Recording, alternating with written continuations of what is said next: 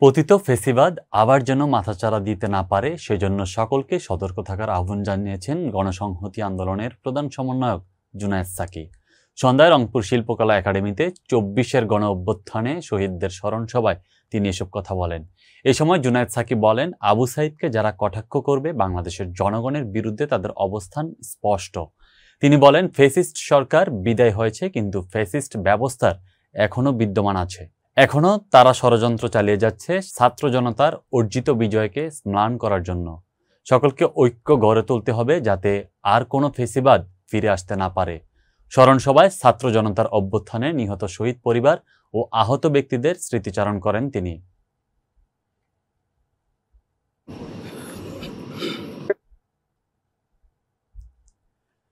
লক্ষ্মীপুর জেলার রায়পুরে ভোক্তা অধিদপ্তরের বাজার তদারকি অভিযান পরিচালনা করা হয়েছে। নিত্য প্রয়োজনীয় পণ্য, কাঁচা বাজার, ডিম, গ্যাস সিলিন্ডার, মুদি দোকান, ফার্মেসি এর উপর তদারকি করা হয়। বেশি দামে বিক্রি করায় বেশ কিছু ব্যবসায়ীকে জরিমানা করেছে জাতীয় ভোক্তা অধিকার সংরক্ষণ অধিদপ্তর। জানা যায়, ক্রয় বিক্রয় রসিদ সংরক্ষণ না করা, নির্ধারিত দামের চেয়ে বেশি দামে বিক্রি করা, মূল্য তালিকা প্রদর্শন না করা সহ বিভিন্ন অপরাধে এই জরিমানা করা হয়। এই অভিযানে নেতৃত্ব দেন ভোক্তা অধিকার সংরক্ষণ অধিদপ্তর লক্ষ্মীপুর জেলা কার্যালয়ের সহকারী পরিচালক নূর হোসেন। তিনি বলেন, নির্ধারিত দামে বিক্রি না করার কারণেই তাদের এই জরিমানা করা হয়েছে। ভোক্তা পর্যায়ে নিত্য পণ্যের দাম সহনীয় রাখা সহ অসাধু ব্যবসায়ীদের সিন্ডিকেট ভাঙতে অভিযানের মাধ্যমে আমাদের চেষ্টা অব্যাহত রয়েছে। সহযোগিতায় ছিলেন রায়পুর থানা পুলিশের একটি চৌখুশ টিম। বৈষম্য বিরোধী ছাত্র আন্দোলনে পুলিশের গুলিতে নিহত বেগম রোকেয়া বিশ্ববিদ্যালয়ের শিক্ষার্থী শহীদ আবু সাইদকে সন্ত্রাসী বলে আখ্যা দেয় এবং ছাত্র জনতার গণ অভ্যুত্থানকে কটূক্তি করায় লালমনিরহাট জেলা প্রশাসনের নির্বাহী ম্যাজিস্ট্রেট তাপসী তাবাসসুম উর্মিকে স্থায়ী বহিষ্কার করে আইনের আওতায় আনার দাবিতে মানববন্ধন ও সমাবেশ করেছেন বৈষম্য বিরোধী ছাত্র আন্দোলন, শহীদ আবু সাইদ পরিবার ও জনসাধারণ। দুপুরে পীরগঞ্জ প্রেস ক্লাবের সামনে বৈষম্য বিরোধী ছাত্র ও আবু সাইদ পরিবারের আয়োজনে মানববন্ধন ও সমাবেশে বক্তব্য রাখেন রংপুর জেলা বিএনপির আহ্বায়ক সাইফুল ইসলাম, আবু সাইদের বড় ভাই রমজান আলী, আবু হোসেন সহ আরো অনেকে। এ সময় শহীদ আবু সাইদের পরিবারের পক্ষ থেকে দ্রুত সময়ে উর্মিকে গ্রেপ্তার ও স্থায়ী বহিষ্কারের দাবি জানানো হয়।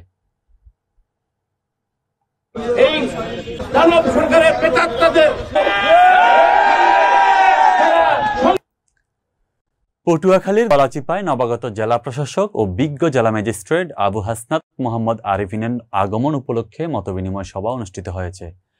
সকাল 11টার দিকে নবাগত জেলা প্রশাসক ও বিজ্ঞ জেলা ম্যাজিস্ট্রেটকে উপজেলার অফিসার্স ক্লাব কক্ষে উপস্থিত থেকে ফুল ও ক্রেস্ট প্রদান করেন অফিসার স্টাফ ও ইউপি চেয়ারম্যানদ্বয়। এ সময় নব বাংলাদেশে যারা শহীদ হয়েছেন তাদের স্মরণে 1 মিনিট নীরবতা পালন করা হয়েছে। পরে উপজেলার 4 শহীদ পরিবারের হাতে চেক তুলে দিয়েছেন জেলা প্রশাসক ও বিজ্ঞ জেলা ম্যাজিস্ট্রেট আবু হাসনাত মোহাম্মদ আরিফিন। মতবিনিময় সভায় সভাপতিত্ব করেন গলাচিপা উপজেলা নির্বাহী অফিসার মিজানুর রহমান। প্রধান অতিথি হিসেবে উপস্থিত ছিলেন নবাগত জেলা প্রশাসক আবু হাসনাত মোহাম্মদ আরিফিন। বিশেষ অতিথি হিসেবে উপস্থিত ছিলেন Galachipa army camp commander major Mehedi Hasan, Galachipa থানা অফিসার ইনচার্জ আসাদুর রহমান।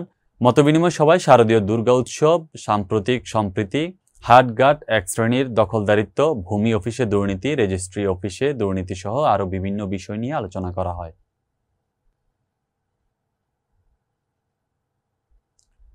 বৈষম্য বিরোধী সার্ভে ডিপ্লোমা ইঞ্জিনিয়ার্স ছাত্র পেশাজীবী অধিকার বাস্তবায়ন পরিষদের 10ম গ্রেড বাস্তবায়নের দাবিতে অনির্দিষ্টকালের জন্য কর্মবিরতি ও অবস্থান ধর্মঘটের দ্বিতীয় দিন আজ সরকারের বিভিন্ন দপ্তরে কর্মরত সকল সার্ভেয়ার পদের ডিপ্লোমা ও সমমান ইঞ্জিনিয়ার একযোগে এই কর্মসূচি পালন করছেন। দুপুরে ডিপ্লোমা প্রকৌশলীদের 2য় শ্রেণীর পদমর্যাদা ও 10ম গ্রেড প্রদান করা হয়। সেই অনুযায়ী সকল ডিপ্লোমা প্রকৌশলীরা 10ম গ্রেডের সুযোগ সুবিধা ভোগ করলেও সার্ভে ডিপ্লোমা প্রকৌশলীরা তা থেকে বঞ্চিত। তাই আমাদের এই ন্যায্য অধিকার না মানা হলে এই আন্দোলন আরও তীব্র হতে তীব্রতর করা হবে। এ সময় উপস্থিত ছিলেন জোনাল সেটেলমেন্ট পানি উন্নয়ন বোর্ড, সড়ক ও জনপদ জেলা পরিষদের রংপুর সহ অন্যান্য সকল বিভাগের সার্ভেয়াররা।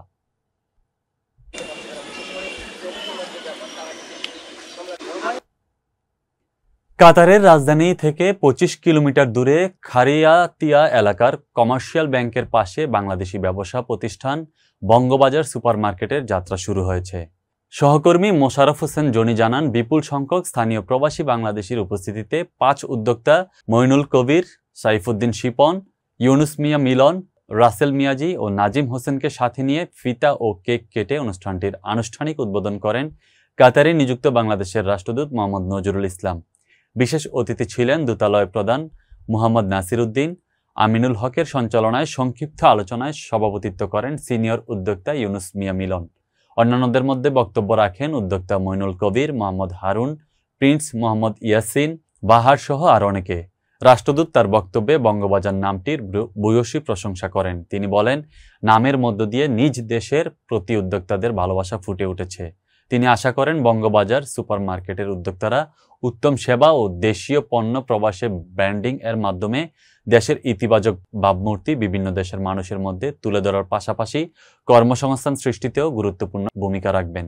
প্রতিষ্ঠানের উত্তরোত্তর সমৃদ্ধি, দেশ ও মুসলিম উম্মার জন্য দোয়া করেন হাফেজ মাওলানা নূর আলম জাহাঙ্গীর। উদ্যোক্তারা জানান, বাংলাদেশের শাকসবজি, ফল, শুকনো খাবার, মশলা, মাছ, মাংস সহ মার্কেটের সিংহভাগ পণ্যই বাংলাদেশ থেকে আসা। সুলভ মূল্যে প্রবাসীদের কাছে উৎকৃষ্ট মানের পণ্য বিক্রির প্রতিশ্রুতি দেন তারা। নিজ দেশের এই প্রতিষ্ঠানকে এগিয়ে নিয়ে যেতে তারা খরাতিয়া এলাকার প্রবাসীদের আন্তরিক সহযোগিতা কামনা করেন। তারা জানান, উদ্বোধন উপলক্ষে মাসব্যাপী চলবে বিশেষ মূল্য ছাড়।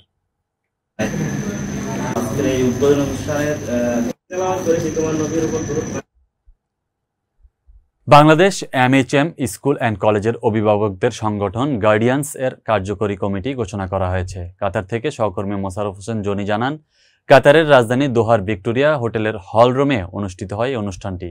অনুষ্ঠানে সভাপতিত্ব করেন BMHM স্কুল অ্যান্ড কলেজের সাবেক গভর্নিং বডির সদস্য জাহাঙ্গীর আলম। উপস্থিত থেকে কমিটি ঘোষণা করেন বর্তমান গভর্নিং বডির 2 জন মেম্বার ও নির্বাচন কমিশনার সুহেল রানা ও ইঞ্জিনিয়ার জাহাঙ্গীর আলম। অনুষ্ঠান সঞ্চালনা করেন স্কুলের অভিভাবক ও নির্বাচন পর্যবেক্ষক আব্দুল রাকিব মিলকান। নির্বাচন কমিশনারদ্বয় নমিনেশন গ্রহণ, প্রার্থিতা যাচাই বাছাই, চূড়ান্ত প্রার্থিতা ঘোষণা এবং ভোটিং সিস্টেম পুরো প্রক্রিয়া অনলাইনে সম্পন্ন করেন। অভিভাবকগণ তাদের পছন্দমতো প্রার্থীকে অনলাইনে ভোট দেন। প্রার্থীদের মধ্যে সর্বোচ্চ ভোট পেয়ে সভাপতি নির্বাচিত হন ইঞ্জিনিয়ার মোহাম্মদ সেলিম, সাধারণ সম্পাদক নির্বাচিত হন মির্জা আসাদুজ্জামান, সাংগঠনিক সম্পাদক নির্বাচিত হন হুমায়ুন আহমেদ। নির্বাচনে 34 জন প্রার্থী অংশ নেন।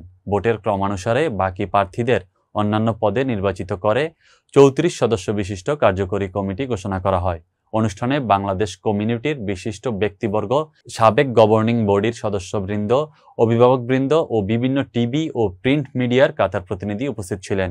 বিশেষ করে নারী অভিভাবকদের উপস্থিতি ছিল উল্লেখযোগ্য।